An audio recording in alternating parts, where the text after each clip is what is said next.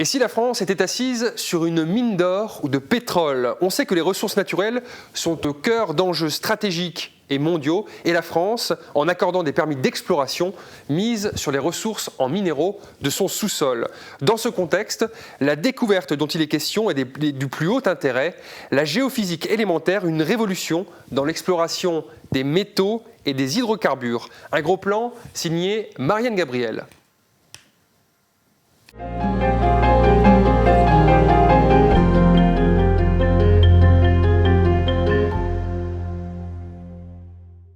La structure.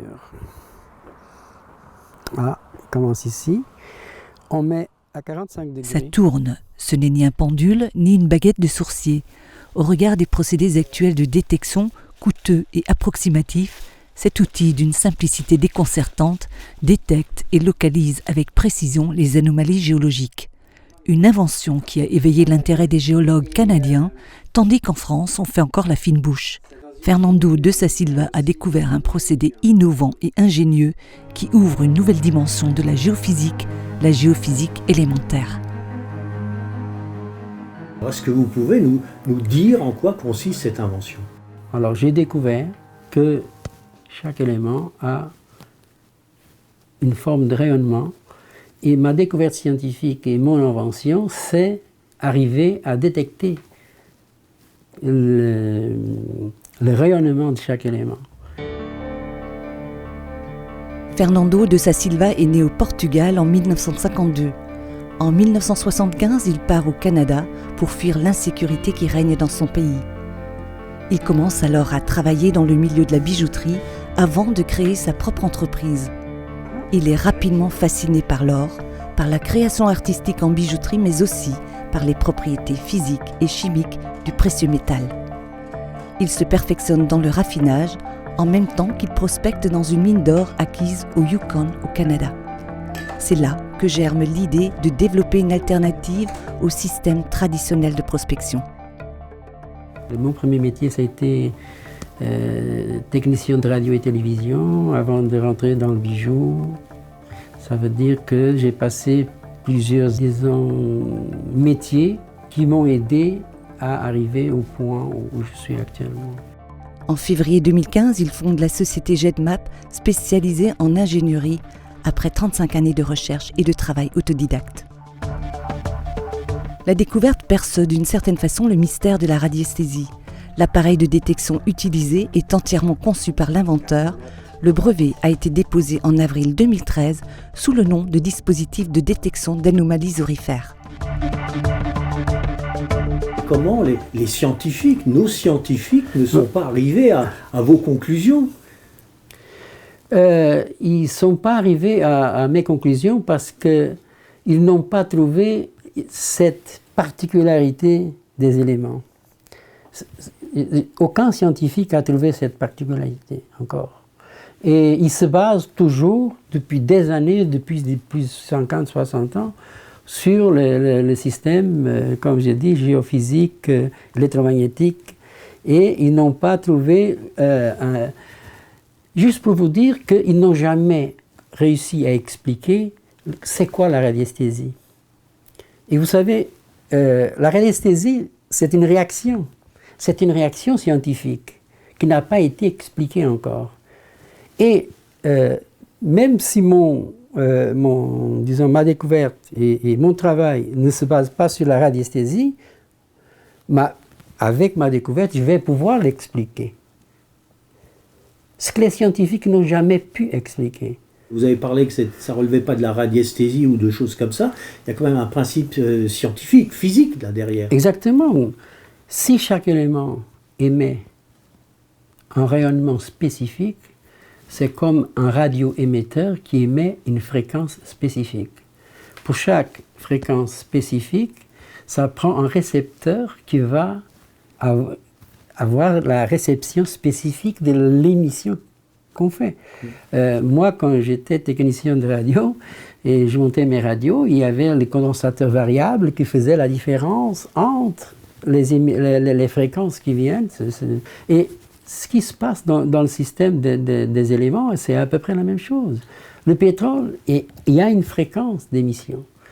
Et même ce que je suis déjà en train de dire, il y a beaucoup de gens qui ont commencé déjà à penser qu'ils vont essayer de trouver, d'essayer de trouver la fréquence de réception. Et après, ce qui est intéressant dans tout ça, c'est qu'on peut faire des réceptions directionnelles.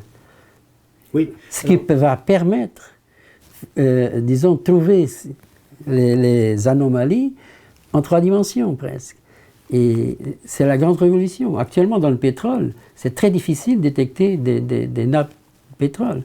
Mais avec mon système, ça va être, disons, beaucoup plus facile. Ici, sur la table sont déposés plusieurs éléments.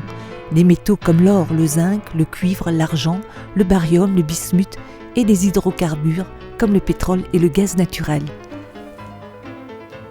Chaque élément pourra être détecté indépendamment des autres grâce au tube approprié. Ainsi, pour détecter l'or, Fernando de Silva insère le tube adéquat, l'appareil réagira uniquement à l'or et à aucun autre élément. Et ceci est valable pour chaque élément. Démonstration. Je prends le zinc. Une protection en aluminium enveloppe une partie du tube pour ne laisser qu'une ouverture par laquelle entre le rayonnement de l'élément à détecter. L'orientation est d'autant plus précise.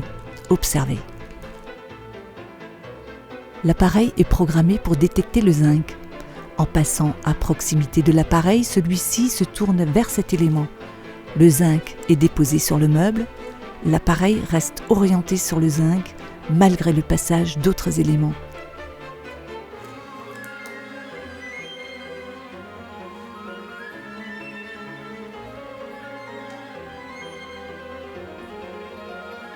Il réagira à nouveau lorsque le zinc sera déplacé. Lorsque le tube tourne à 360 degrés, il signale l'endroit de l'anomalie, une efficacité testée jusqu'à 5000 mètres. Si j'ai bien compris, votre appareil va montrer une direction, une source. Mais est-ce qu'il peut aller plus loin aussi ?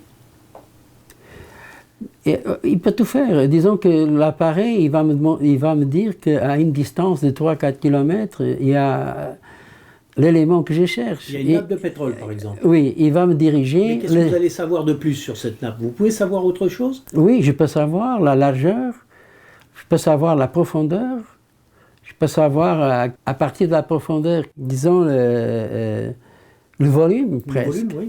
Et ce qui est très important, en très peu de temps. Disons qu'on peut savoir actuellement, dans quelques jours, ce qui avant, ça pourrait prendre des années. Mais tout, comment ça se passe ? L'appareil, il peut attendre des détections à partir, c'est ce que je suis allé où j'ai pu aller jusqu'à maintenant, à partir de 5-6 km de distance, je peux détecter une structure aurifère, si c'est l'élément que je cherche, ou en cuivre, ou autre élément. L'appareil, il est tellement sensible que, comme une boussole, il va se diriger immédiatement, même si je suis à 5 km de distance, il va me dire que dans cette direction, si je continue, je vais traverser ce que je cherche. Alors, je n'ai que soit en hélicoptère, avion, automobile, que diriger, parce qu'il y a, comme l'appareil ne détecte que l'élément que je cherche, même tous les éléments qui sont autour d'une voiture, d'un avion, d'un hélicoptère, ça n'interfère pas dans ce que je cherche. La découverte peut s'appliquer à chaque élément liquide, solide ou gazeux. Une avancée scientifique qui permettra de gagner un temps précieux dans la recherche des éléments qui composent notre sous-sol. Maintenant, pour détecter, il faut faire des forages. Donc il y a vraiment là un gain immense qui se joue avec votre appareil. Exactement. D'abord, il élimine toutes les zones stériles. On sait tout de suite que dans une région, on sait tout de suite les zones qui sont stériles et celles qui ne sont pas. Alors, ce qui se passe maintenant, c'est que la recherche est faite par étapes. Et ils vont faire du quadrillage et pendant des kilomètres, ils vont prendre des analyses géochimiques, c'est-à-dire qu'ils vont prendre des morceaux de terre, ils vont faire analyser dans le laboratoire. Après, ils font des études. C'est vraiment compliqué. Avec mes appareils, on va directement au sujet. Si on trouve, par exemple, des zones où les roches viennent jusqu'en surface, où la roche-mère vient en surface, on va pouvoir faire des décapages faciles et on voit tout de suite la minéralisation. Il n'y a rien de comparable. Vous avez bien abordé tout l'aspect de prospection des sous-sols, avec les aspects aussi économiques qui en découlent, mais Oui. je pense que votre invention peut aussi avoir d'autres applications que dans la découverte précisément des richesses de notre sous-sol. Sans doute, même, par exemple, dans le cas des contaminations par l'arsenic naturel de la Terre, sur les nappes d'eau, il y a tellement d'autres choses. Il y a d'autres recherches que je peux faire pour aller chercher d'autres métaux et d'autres éléments. Oui, alors est-ce que par exemple dans le domaine de l'aménagement du territoire, je pense aux communes qui sont confrontées au plan local d'urbanisme, est-ce que là vous pouvez aussi peut-être apporter des éclairages aux élus sur l'utilisation de leur sol? Certainement, et même pour les grandes exploitations, pour savoir les sources d'eau qu'on pourrait utiliser pour les irrigations et tout ça. Il y a tellement de domaines qu'on peut aider à résoudre beaucoup de problèmes. Savoir les villes qui ont des failles, justement. Il y a beaucoup de villes qui sont traversées par des failles que le BRGM n'est pas au courant. Et une fois, quand j'ai dit ça à un géologue du BRGM, il m'a dit « J'aimerais bien voir ça ». Comme quoi, ils savent tout. Un géologue, il ne sait rien. Il sait tout. C'est un scientifique que je respecte pour les connaissances qu'il a universitaires et pour les connaissances qu'il a du sol. Mais quand ton terrain est couvert par des extensions énormes de morts-terrains, un géologue, il ne voit rien. Et ce n'est pas seulement les lectures électromagnétiques qui va lui dire qu'est-ce qu'il y a dans le sous-sol. Alors, il faut accepter l'innovation. Et moi, quand je veux présenter cette innovation en France, c'est très difficile. Tandis que quand je suis arrivé au Canada, tout de suite, ils m'ont demandé, on va faire un tour. On connaît déjà des locaux qui ont des anomalies. Alors, si tes appareils vont les détecter, on travaille et on fait des projets. Ici, en France, non. Ici, je me sens complètement abandonné, même par le BRGM. Pour ses travaux de recherche, Fernando a fait des dizaines de voyages dans le Gard, une région connue pour ses rivières aurifères. Il a arpenté la région Lorraine. Localement, il a détecté des anomalies aurifères et en baryum non répertoriées par le BRGM. C'est le cas à Bliesbruck, traversé par 2 anomalies aurifères liées à une faille géologique profonde. L'une à hauteur du Vieux Moulin, l'autre à hauteur du site archéologique. Les prélèvements dans la rivière n'ont pu être réalisés à l'endroit prévu sur la trajectoire de la faille en raison des crues.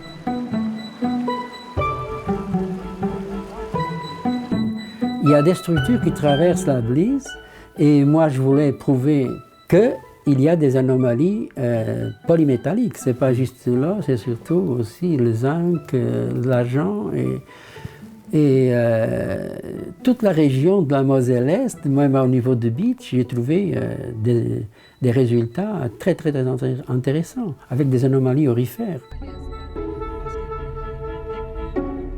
Pas moins de 3 anomalies aurifères traversent la route de Bitche vers le Grand Visin. C'est la roche qui va révéler la nature du sous-sol. La couleur, les minéraux, la présence de rouille et de vénule sont des indicatifs précieux. L'analyse d'échantillons de roches prélevés à cet endroit atteste de la présence d'or. C'est ici que j'ai eu 4,6 grammes aussi, dans les pierres que j'ai envoyées en Serbie. J'ai eu 4,6 grammes à la tonne. Ce qui est beaucoup. Ben, ce qui est beaucoup. Pour une place qu'on n'a jamais parlé qu'il y avait de l'or ici. Pour moi, c'est le plus extraordinaire.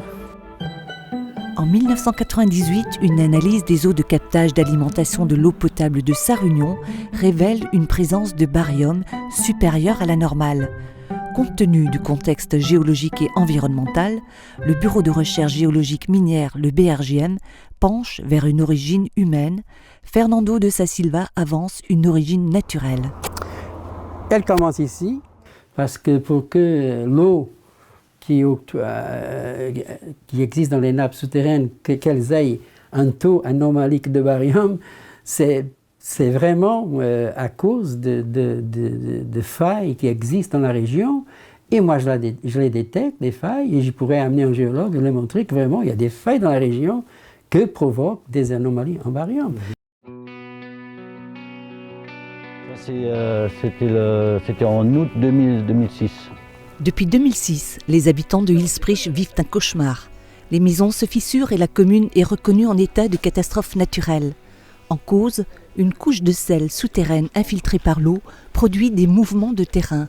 Pour la commune, il est urgent de connaître exactement les emplacements à risque pour élaborer le plan local d'urbanisme et définir les zones constructibles tout en tenant compte du plan de prévention des risques naturels. Le coût des interventions des services de l'État et les travaux de forage avoisinent le 1 million d'euros et grèvent le budget communal de 110 000 euros. Il reste encore des incertitudes nécessitant 3 forages supplémentaires pour détecter la profondeur du sel dans les zones vertes et rouges vers la zone touristique. Les services de la DDT avec le BRGM, ils sont en train de voir à quel endroit exactement qu'ils vont les faire, ces fameux forages, pour voir à quelle profondeur se trouve le sel dans cette zone-là. Fernando de Silva a rencontré le maire d'Hillsbridge et son adjoint pour faire une démonstration de son appareil. En moins d'1 heure, le géophysicien a établi un état des lieux semblable au constat du BRGM. Une démonstration convaincante qui ouvre peut-être des perspectives de collaboration.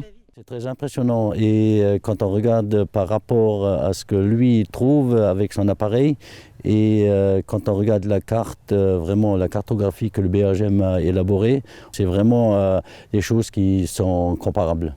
Est-ce que c'est un appareil qui peut vous servir dans l'élaboration de votre PLU ?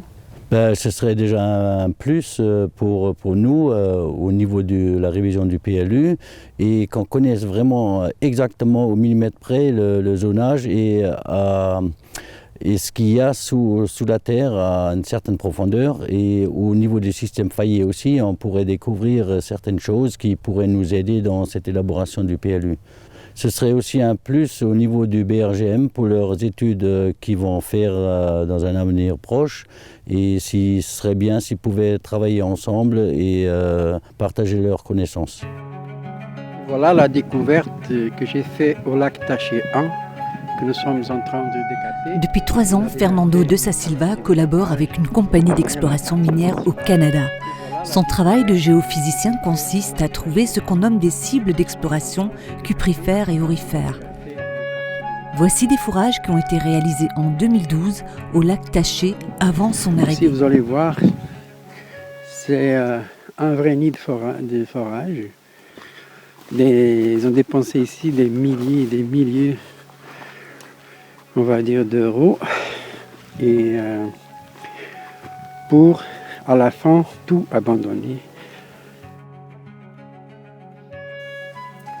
La société GEDMAP de Fernando de Silva vient de signer son premier contrat français avec la SAS Terre, dirigée par André Grosjean, qui après les forages d'eau tente l'aventure pétrolière à Chaouet, en Meurthe-et-Moselle. On n'a aucun mal à imaginer toutes les applications possibles avec cette découverte scientifique, tant dans la connaissance de notre sous-sol que dans l'aménagement du territoire.